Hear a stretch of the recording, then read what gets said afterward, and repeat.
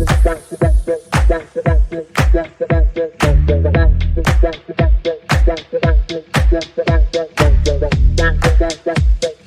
let's dive in today, going way back to 1918. We're looking at this Laws of Financial Success. Okay. It's a collection of lectures by a guy named B.F. Austin, and they don't just promise financial advice, but like a whole blueprint for living a better life. Right. A more abundant life, as he puts it. Interesting. And the source is public domain, which is cool, published by the Gann Study Group. What strikes me is that these lectures are over 100 years old. Yeah. But people still talk about them. Yeah, what's fascinating about Austin is he doesn't just focus on money stuff, Right. like the technical how-to. He really gets into this idea that to be successful with money, you got to transform yourself first. Oh, interesting. So it's like internal work before external results. Yeah, exactly. Right. Like he believed that what you see on the outside, the success, the money, it all comes from inner strength. Mental wealth, he calls it. Okay. Leads to material wealth. Almost like you got to build a strong foundation. Yes. Before you build the financial empire, so to speak. Exactly. He uses this analogy. It's about a tailor, remaking a coat. Okay. And he says, basically, you can reshape your whole life by changing like your thoughts, your ideals, your habits, all that. I like that. Which leads to a pretty bold statement. He calls poverty a mental disease. Whoa. Okay. That's, that sounds a bit harsh, right? Yeah. Is he saying people choose to be poor? Not really. It's more like he's pushing back against this idea that being poor is a good thing or just bad luck.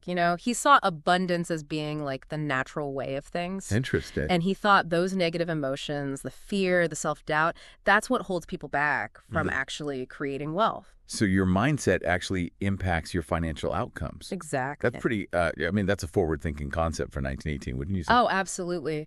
And it's interesting, even today, right? There's so much focus on the psychology of success in personal finance. So Austin was kind of ahead of his time on that one. It seems like it. So how do you combat those negative thoughts, those beliefs? Well, Austin, he was really big on cultivating faith. Okay. And, I don't necessarily mean religious faith, Right. although he doesn't rule that out. It's more about faith in yourself, faith that you can succeed, even faith in some kind of higher intelligence guiding you, Yeah. He uses this analogy from another guy, Edward E. Beals. Okay. Beals compares faith to the trolley pole, on those old trolleys. Yeah. It's that thing that connects to the power source, like the power lines. Right. So faith is what connects us to the power source of the universe. That's a powerful image. It's like plugging into this like limitless potential, right? Exactly. But he doesn't it's not just about passively waiting for things to happen. He says faith has got to be paired with willpower. So you have to take action, put in the effort Yes. to actually make things happen. He saw willpower as the force that aligns your will with the universal will, like, a bigger force. And that's how you really achieve things when those two wills are working together. Okay. He even uses the story of Napoleon. Oh, right. You remember when Napoleon, they told him the Alps were in his way? Yeah. There shall be no Alps. Exactly. He basically refused to acknowledge the obstacle. That's a great example. Yeah. Talk about willpower in action. Exactly. But Austin also, he gets into the nitty-gritty, too. Oh, what? Like, he was a big advocate for staying in top shape physically and mentally. So no all-nighters fueled by pizza for aspiring entrepreneurs. He might not have been talking about pizza back then, but yeah, the point's clear. Right. Can't achieve success if you're running on fumes. He also warns against wasting time, money, and energy. Well, that's easier said than done, isn't it? Yeah. Especially these days. True, very true. But his point is, those resources, they're precious. You got to treat them that way. You got to use them wisely to build something lasting. Right. And then he introduces this idea of seership in business. Seership, is he talking about like predicting the stock market or something? Not exactly fortune telling, more like developing this intuitive sense for opportunities. Okay. And being able to plan strategically. So like having a vision for the future, seeing where the market's going. It's like those entrepreneurs who they seem to know what's going to be big before anyone else. Right. Almost like they have a sixth sense for business. That's a great way to put it. Yeah. Austin thought that seership was key for making, smart choices and taking advantage of new trends as they pop up. But is that something you can learn, or are some people just born with it? That's a good question. Maybe we can dig into that a little later. Okay. But Austin definitely thought you could cultivate it through practice and observation. He also talked about this thing he called auto-suggestion. Okay. Which is basically using affirmations to program your subconscious mind for success. So kind of like the power of positive self-talk, visualization, all that. Exactly. He believed you could actually train your mind for success by saying your goals over and over and visualizing yourself achieving them. This is where it gets really interesting. He talks about making the world your debtor. What did he mean by that? Yeah. So he believed that when you serve humanity, especially in a spiritual way, it creates this kind of cosmic debt that ultimately gets repaid to you. Interesting. It's not just about taking wealth, but giving back. Right. Contributing to something bigger than yourself. So it's a more holistic approach, not just about personal gain. Exactly. And then he ties this into another big idea, the power of great ideas. Okay. Austin believed that how big you achieve is directly connected to how big you think. Oh. So think big, dream big, don't be afraid to be bold. Yes, he wanted people to think beyond their current situation and go after goals that really light them up, that they're passionate about. He believed those big ideas, they attract other brilliant minds and they create real momentum towards success. That's inspiring. It's like saying your potential is limitless if you think outside the box, right? Exactly. And he uses real life examples to back this up. Okay. One of the most interesting is Helen Willmans. She overcame incredible poverty. Wow. Okay, I love a good comeback story. Yeah. Tell me about Helen. So imagine losing everything. I mean, down to your last 25 cents. That's hard to imagine. That was Helen's reality. Wow. So what did she do? How did she turn things around? She refused to give up. She was incredibly determined, and she set her sights on becoming a newspaper writer. That's pretty ambitious, especially back then. Oh, yeah, especially for a woman. Right. But she worked her way up, honed her skills, and eventually started her own successful publication. That's incredible. It really embodies that make yourself over spirit that Austin talks about. She took that setback and turned it into an opportunity, basically. Exactly. And her key message, it's so simple but powerful. What is it? Money comes from doing. It's a great reminder that taking action is everything. You can have all the right thoughts and beliefs, but if you don't do anything, nothing changes. She really embodied those principles we were talking about. Absolutely. And, her story wasn't just about money. No? She used her platform to advocate for social justice, too. Wow, that's amazing. So she achieved success and used it to make a difference. Exactly. And Austin also brings up another writer, Wallace D. Wattles. Okay. He had some interesting thoughts about financial success, too. So we have Austin talking about self-transformation. And then Wattles. What's his focus? Wattles, he was all about what he called active power consciousness. Okay, that's a mouthful. Are they saying similar things, or is there a difference? That's a great question. There are definitely some similarities, but I think Wattles brings a slightly different perspective. I'm curious to hear more about Wattles and how his ideas fit with Austin's. Okay, so Wattles believed that finding your strengths and developing this active power consciousness was key to achieving your goals. What is active power consciousness? It's like this deep inner knowing that you're capable of creating the life you want. It's like this unshakable self-belief, right? Yes. And he also emphasized affirmations. Okay, so he's on the same page as Austin there. Absolutely. And he stressed the importance of building success upon success. So like each win gives you more momentum. Exactly. Using your resources wisely, constantly improving. Always growing, always pushing forward. Right. He believed that, by focusing on what we already have and making the most of it, we create this momentum that pushes us towards greater things. Yeah, I like that. It's like success breeds success. The more you achieve, the more you believe you can achieve. Exactly. And for both Oster and Wattles, planning is crucial. Right. Having a clear roadmap is essential, especially in the business world. Oh, absolutely. They both believe that having a clear vision and a plan was crucial for making smart decisions and staying focused on your goals. Right. And speaking of planning, Austin compares it to like a general preparing for battle. Yes. Or an architect designing a building. It's about having a strategy, right? Exactly. That's a great analogy. Yeah. And he really emphasizes self-knowledge, knowing yourself to make a good plan. Okay. It's about figuring out your strengths, your weaknesses, what you're passionate about. Right. And then creating a roadmap that aligns with all that. It's about knowing who you are, what you want. Yeah. He even shares the story about a young man who planned out 9 years of his education in advance, overcame all these obstacles to achieve his goals. That's incredible. Yeah. It shows the power of vision, a plan, Yeah. and just the determination to stick with it. It really does. And speaking of overcoming obstacles, Austin has some interesting thoughts on how to approach difficulties. Okay, yeah. Most people see them as setbacks, right? Mm-hmm. But I'm guessing Austin has a different take. You're right. He actually sees them as opportunities for growth. Really? How so? He uses this analogy about the wind strengthening an oak tree. Okay. Difficulties challenge us. They make us stretch, adapt, become more resilient. So it's about changing your perspective, seeing challenges as stepping stones to something better. Exactly. And he thought this ability to reframe challenges was crucial for long-term success. That's a powerful message. It's easy to get discouraged when things get tough, Oh, absolutely. but he reminds us that those tough times can actually make us stronger.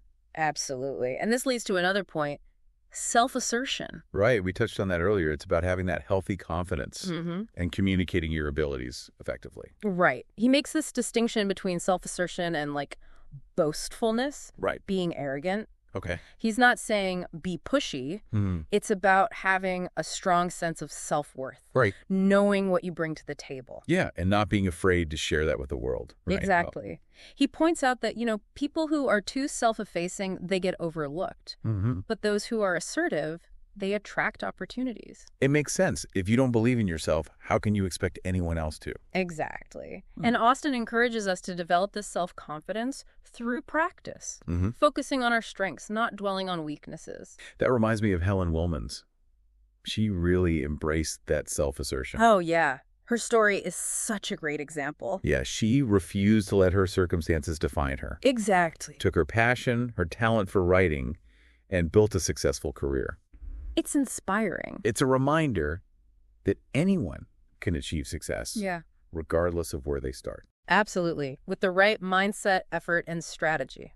This has been fascinating. We've covered a lot of ground already. We have. From self-transformation to the power of big ideas. I'm ready to dive even deeper into Austin's teachings. Me too. We've been unpacking some really profound ideas from B.F. Austin's The Laws of Financial Success, haven't we? We have. His emphasis on self-transformation, the power of belief, it's really sticking with me. Yeah, it's amazing how much of what he says aligns with, modern ideas about personal development and how to create wealth. It makes you think maybe some of these fundamental truths about human potential, they're just like timeless. I think you might be onto something there.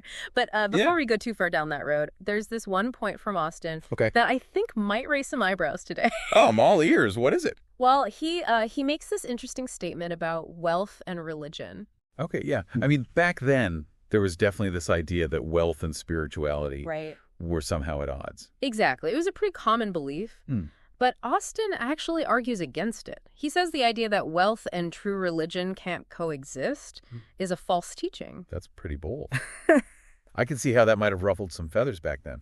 Probably did. But his point is, while the love of money can be a problem, being poor isn't automatically a virtue. So he's not saying that like all rich people are more spiritual or anything like that? No, not at all. He acknowledges that wealth has its own temptations. Right. But he also thinks that poverty has its own obstacles, things that can hinder spiritual growth. So it challenges that whole idea that poverty is somehow closer to God or more noble. Right. Exactly. Austin believed that abundance, not poverty, was the natural order of things. So he's advocating for a more prosperous life for everyone, basically. Exactly. And then he goes on to explain why he thinks poverty is a mental disease. Right.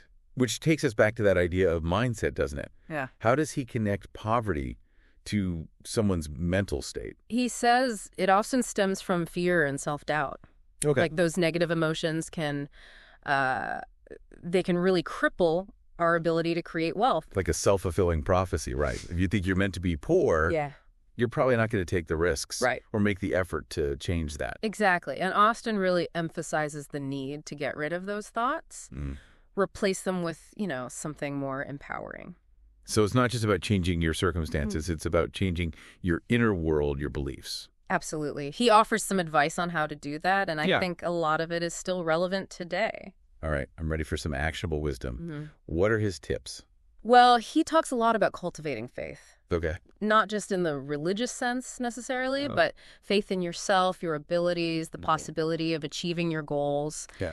That inner confidence, believing you can create the life you want. Exactly. And alongside faith, he puts a big emphasis on willpower. Okay. Yeah. Willpower to push through those doubts and fears. Exactly. He saw willpower as this force that can help us overcome obstacles, achieve our dreams. He thought that by aligning our will with what he called the universal will, we tap into this source of limitless power. It's almost like aligning yourself with the flow of the universe, right? Working with it, not against it. That's a great way to put it. But Austin, he doesn't stop there. Okay. He also gives some practical advice on managing your time, money, and energy. Okay, now this is getting really useful. We all want to make the most of those things, right? Right. And Austin stresses the importance of avoiding waste. Okay. And he's not talking about being cheap. It's more about being intentional with your resources. So no more mindless scrolling or impulse purchases. Oh! Ouch. That one hits close to home. We've all been there, right? But his point is, every dollar, every hour, every ounce of energy, it's valuable. You should be directing those things towards your goals. Yeah, it's a good reminder to be more mindful of where our time and money go. Are we actually using them in a way that aligns with our goals? That's a good question for all of us. It is. And then along with avoiding waste, Austin talks about developing seership in business. Right, we talked about that a little bit earlier. It's about having that intuitive sense for opportunities. Yeah. Like being able to see future trends. Exactly. Like having a sixth sense for business, that kind of thing. Yeah. Like those entrepreneurs, the ones who always seem to know what's going to be the next big thing. Almost like they have a crystal ball. That's a great way to put it. And while it might seem like, some people are just born with it, I think a lot of it comes down to cultivating the right mindset. Paying attention to those subtle signals that the market's sending. So it's not just about having a good business plan. It's about being tuned in to your intuition. Precisely. And Austin believed that by, honing our observation skills and staying informed, we can all develop a greater degree of that seership. This is really making me rethink how I approach planning. It's not just about logic, but also tapping into that deeper intuition. I think Austin would be happy to hear that. Yeah. He was a big believer in the power of the subconscious mind. Right. Speaking of which, I'm reminded of his emphasis on auto-suggestion. He was saying, we can actually program our minds for success by using affirmations. Do you find value in that? Absolutely. It's fascinating how this concept, it's over 100 years old, but it's still so relevant today. Right. Affirmations are powerful. They can really help us shift our beliefs. It's about choosing the thoughts we want, right? Yeah, instead of letting our subconscious run on autopilot. And when you combine that with visualization, it's even more powerful, I imagine. Exactly. It's like you're creating a blueprint for success in your mind. Right. And then your actions naturally start to align with that vision. Okay. Yeah, I could see that. Austin believed that could be applied to all areas of life, not just money. Exactly. Relationships, health, career. It all starts with the right mindset. This is all so fascinating, but I gotta admit, I'm still a bit skeptical about some of his more mystical ideas, like the whole making the world your debtor concept. Yeah. That sounds a bit too good to be true, doesn't it? I understand the skepticism. It definitely requires a bit of a leap of faith. Yeah. But I think what Austin was getting at is when we contribute to something bigger than ourselves, we create this ripple effect of positivity. Okay. And it ultimately benefits us in ways we might not even realize. It's not about expecting a reward for every good deed. Right. It's more about understanding that our actions have consequences that go beyond just ourselves. Exactly. And he even suggested that there are, unseen forces at work helping those who are trying to make a positive impact. Okay, I'm willing to keep an open mind about that. I mean, there's a lot we don't understand about how the universe works. Right? That's the beauty of it. There's always more to learn, more to experience. Right. And I think Austin would encourage us to, embrace that sense of wonder. He was a big believer in the power of great ideas. Right. He said something about the size of your ideas determines the size of your achievements, I think. Exactly. He wanted people to think big, dream boldly, not be afraid to go after those big goals. Mm-hmm. He believed that those grand visions, they attract other great minds, Right. people who can help you make them a reality. So it's not just about individual effort. It's about collaboration. Precisely. And he said those great ideas often come from a place of real passion and purpose. Mm-hmm. So it's not about chasing money for the sake of it. It's about finding something that you're truly excited about, that aligns with your values, that gets you up in the morning, ready to make a difference. That's a beautiful way to put it. And I think Austin would agree wholeheartedly. Yeah. He believed that when we follow those passions, let those great ideas guide us, the financial success naturally follows. It's like that saying, do what you love and the money will follow. Exactly. But even with the most amazing ideas, planning is still crucial. Right. We've talked about that. But I'm always up for hearing more about planning strategies. Did Austin have any specific advice in that area? He did. He compares planning to a general preparing for battle or an architect designing a building. Right. Just like those professionals, we should approach our financial goals with that same level of detail. So having a roadmap, anticipating challenges, making smart decisions along the way. Exactly. Yeah. And Austin emphasized self-knowledge. Yeah. Really understanding yourself is key to making a good plan. Right. Knowing your strengths, your weaknesses, what you really want to achieve. Exactly. And he reminds us that a good plan should be holistic. Okay, meaning it should cover all areas of our lives, not just finances. Exactly. He believed that true success isn't just about money. It's about creating a life that's balanced, fulfilling, purposeful.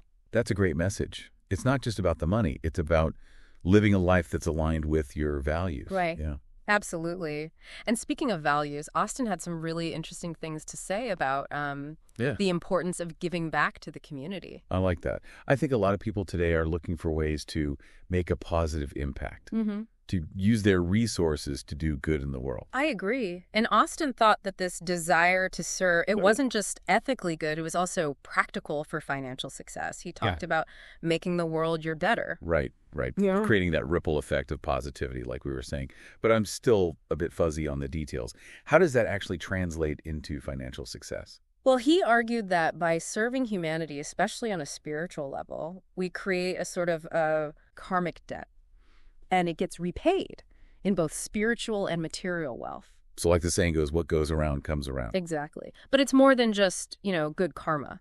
He believed that by helping others, by contributing to our communities, we create this network of support and reciprocity. It's like building social capital, those positive connections that can open doors. That's a great way to put it. And he argued that this approach to business, focusing on service and creating win-win situations, it's more sustainable in the long run. It makes sense. Today, more than ever, relationships and reputation matter. Yeah. People want to support businesses that share their values. Right. That give back to the community. Absolutely. Austin's advice reminds us that success isn't just about individual achievement.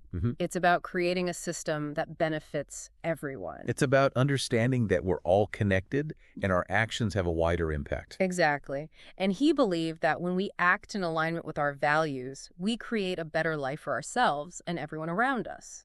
This has been so inspiring. Yes. I'm seeing how Austin's teachings go beyond just making money. It's about creating a life of meaning, purpose, abundance. Yeah.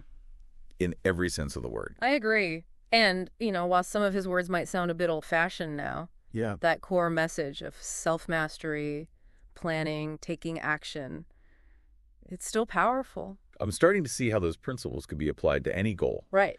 Not just finances, but personal growth, making a difference in the world. It's all connected. This deep dive has been a really rich exploration. It has. I can't wait to hear what other insights Austin has to share and how we can apply them to our lives today. We've been on quite a journey with B.F. Austin and his laws of financial success. It's pretty amazing how ideas from over 100 years ago can still feel so relevant. It really is. I think it speaks to those core principles of human potential, the things that really drive success across generations, Yeah.